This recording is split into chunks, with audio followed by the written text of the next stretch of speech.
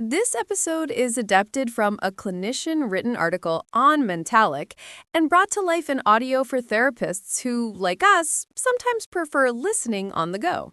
Exactly. And this piece was written by Dr. Salwa Zainuddin, and we're just really excited to explore her perspective with all of you today. Absolutely. And just for some quick context, if you're new to Mentalyc, it's a clinical intelligence platform designed to help therapists with the heavy lift of documentation. Right, so let's dive in. You know that feeling, that familiar, almost electric hum of anxiety when you're about to meet new people? Or even just putting yourself out there in a social situation that feels a little bit daunting? I know that hum very well. It's that moment of vulnerability, isn't it? That little internal whisper that asks, is this safe? Am I going to be accepted here? Yes, that exact whisper. And it reminds me of a client I worked with a while back. So smart, so capable in her professional life. But when it came to friendships, even casual ones, it was like hitting a wall. Tell me more.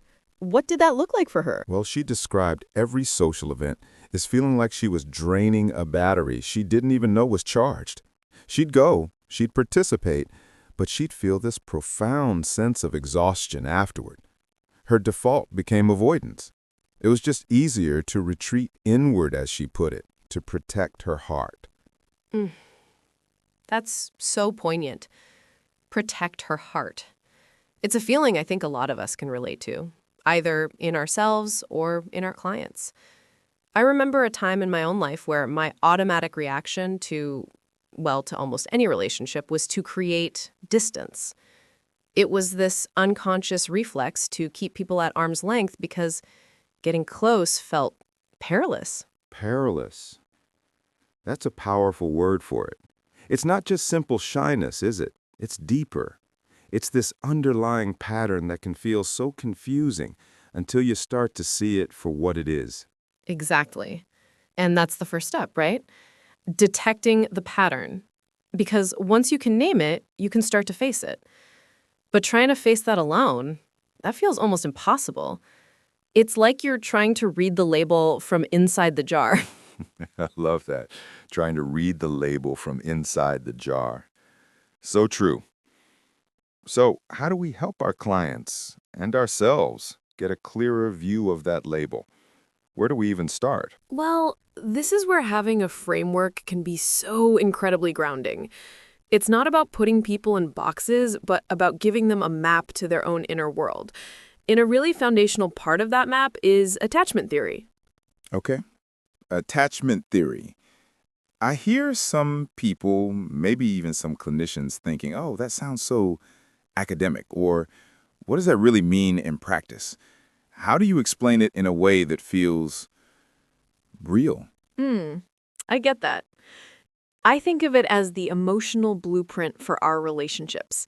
It's the idea that our very first connections with our parents, our caregivers, don't just disappear. They create these deep, often unconscious patterns for how we connect with everyone else later in life.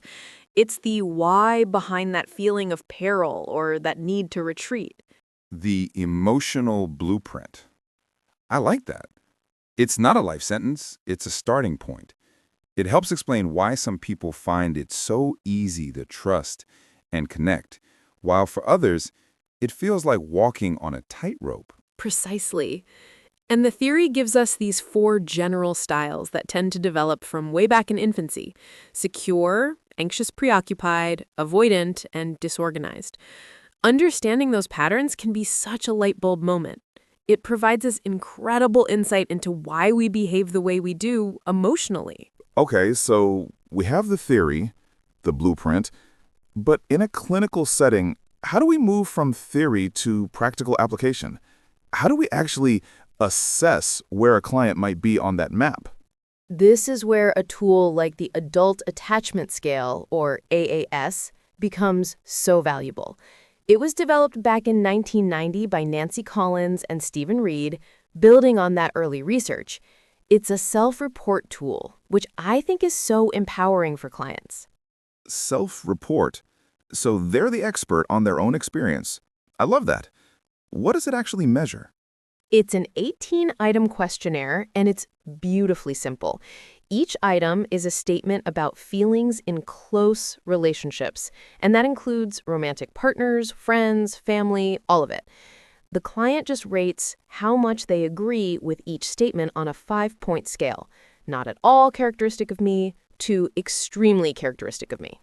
And those 18 items, they're not random, right? They're looking for specific things. Exactly. They break down into 3 core dimensions.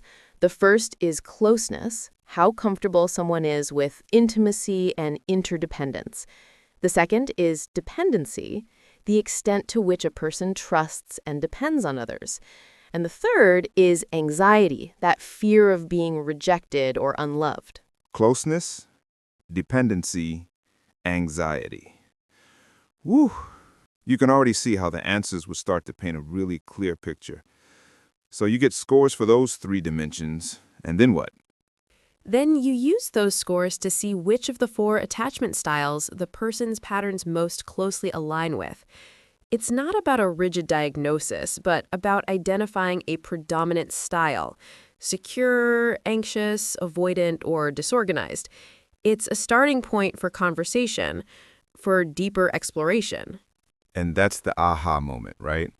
When a client sees their score and says, "Oh, that's why I do that."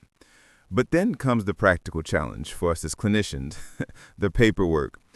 You administer the assessment, you have these 18 ratings, then you have to calculate the scores for each subscale, sum the ratings, divide by 6 to get the average.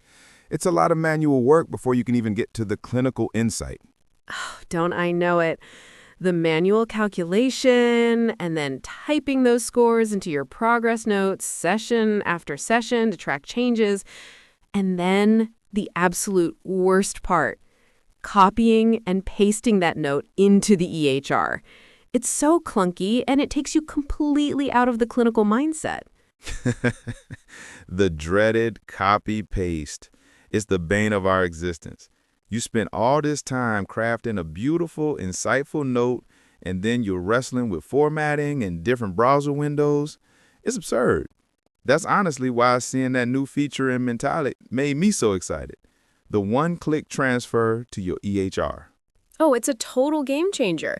The idea that you can have your note with the assessment scores and your reflections all in one place, and just emphasis, send it to your EHR without the copy-paste dance. It feels like it gives you back, 20 minutes of your life and a huge chunk of your sanity. Totally. And it's not just about saving time. It's about staying in that reflective space. When you can automatically measure outcomes and track assessment scores over time, like with the AAS, you're not just writing a note. You're building a story of the client's progress. You can actually see the shifts. Maybe their anxiety score starts to trend down, or their closeness score begins to decline. That's powerful data. It really is. It turns the note from a static record into a dynamic tool for clinical insight. You can see the impact of your work, and, more importantly, the client can see their own growth. It makes the progress tangible. Quick pause here. If this part of the work feels familiar, that tension between deep clinical thinking and tedious admin tasks, Mentalyc can really help. Its progress tracking and new AHR transfer feature are designed to support your documentation and clinical judgment, all while staying fully HIPAA and SOC2 compliant. You can explore it for free at Mentalyc.com. Okay, the orchestra is in tune. I like that. It makes sense. What about reliability over time? Like if a client takes it today and then again in 6 months? That's called test-retest reliability. And yeah, the AAS is solid there too. Assuming no major life events or therapeutic breakthroughs have happened, their scores should be pretty similar.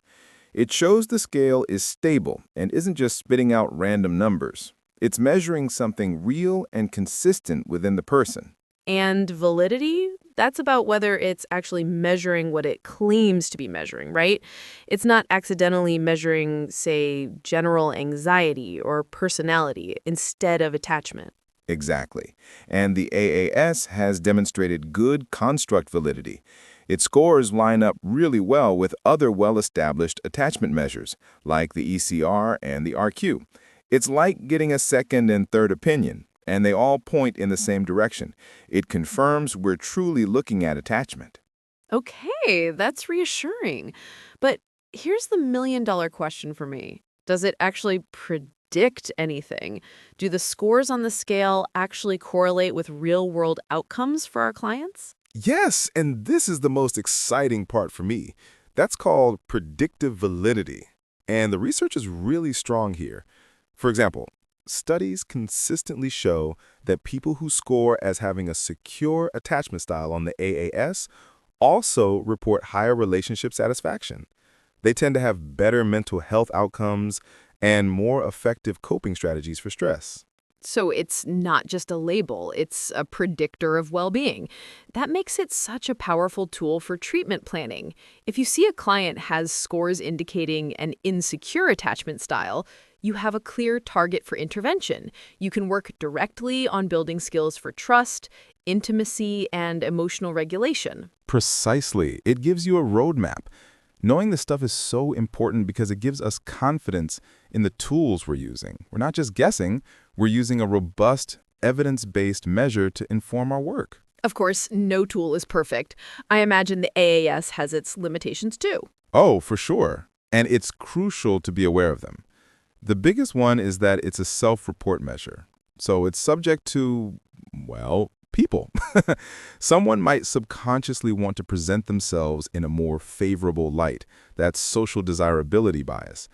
Or they might just have inaccurate self-perception. They might not be fully aware of their own patterns yet. That makes sense. It's a starting point for a conversation, not the final word. The scores themselves are data, but the real magic happens in the therapeutic dialogue about what those scores mean to the client. Exactly. And another thing to keep in mind is cultural context. Attachment can be expressed differently across cultures, and a scale developed in a Western context might not capture the full nuance everywhere. So we have to interpret the results with that lens of curiosity and cultural humility. That's such an important point. So despite the limitations, it remains a really valuable tool as long as we hold the results with that clinical wisdom and collaborative spirit. Couldn't have said it better myself. So let's make this really practical. Imagine a clinician is listening right now and they're intrigued. They want to start using the AAS or just thinking in these terms more. What's one takeaway they can apply today? There's a line that really stood out to me. It says, now it's our turn to get into our client's shoes. And it suggests we, as clinicians, take a moment to reflect on the 18 statements for ourselves. Oh, I love that. Turn the lens inward. Exactly. So my practical takeaway would be just that. Don't even worry about scoring it. Just read through the 18 items, statements like, I find it difficult to depend on others, or I worry that others won't care about me as much as I care about them. And just notice. Notice what resonates, what makes you feel a little twinge of recognition, what feels completely foreign. That's so powerful. It's not about self-diagnosis, but about building self-awareness as a clinician. Understanding our own emotional blueprint helps us show up more authentically and effectively in the therapeutic relationship. It helps us recognize when our own attachment patterns might be getting activated in the room with the client. It's the ultimate know thyself exercise for a therapist. Because our own capacity for secure attachment is probably the greatest tool we bring into the room. It's what allows us to be that safe harbor for our clients as they navigate their own perilous waters. A safe harbor. That's beautiful. So understanding attachment isn't just an academic exercise. It's at the very core of creating a healing relationship.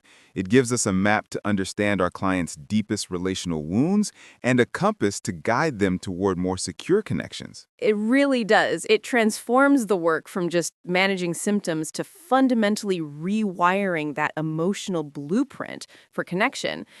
And that is work that changes lives. Absolutely. And if you want support in tracking those kinds of powerful shifts, whether it's with the AAS or any other clinical measure, the built-in progress tracking tools in Mentalyc can help you and your clients see that healing journey unfold without adding to your admin burden.